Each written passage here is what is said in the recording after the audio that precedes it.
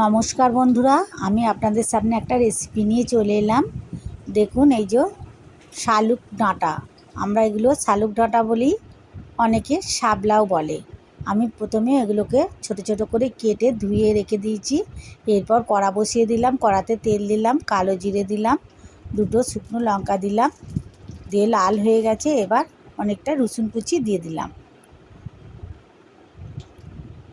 এরপর পেঁয়াজ কুচোনা দিয়ে দিলাম, দিয়ে ভালো করে নেড়ে চেড়ে একটু লাল লাল করে ভেজে নিয়ে এরপর লঙ্কা কুচি দিয়ে দিলাম।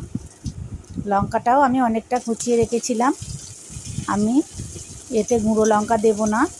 এরপর লাল লাল হয়ে গেছে, শালুক ডাঁটাগুলো দিয়ে দিলাম, দিয়ে ভালো করে নেড়ে চেড়ে লবণ দিয়ে দিলাম পরিমাণ মতো, হলুদ গুঁড়ো দিয়ে দিলাম 1 চামচ, আর হাফ চামচ চিনি দিয়ে দিলাম।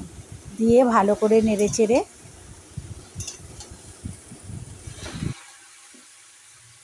এরপর আমি একবার ঢাকা দিয়ে দেব। দেখুন, একটুখানি হয়ে গেছে, ঢাকাটা খুলে নিলাম, নিয়ে ভালো করে নেড়ে নিলাম। এবার গোটা পোস্ত ছড়িয়ে দিয়ে নেড়ে নিয়ে আমি নামিয়ে নিলাম।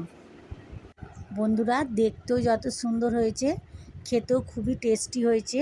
তো গরম ভাতের সঙ্গে একবার খেয়ে দেখবেন, অবশ্যই ভালো লাগবে। তো আমার রেসিপিটা যদি ভালো লেগে থাকে, একটা লাইক, কমেন্ট, শেয়ার করে দেবেন। নমস্কার।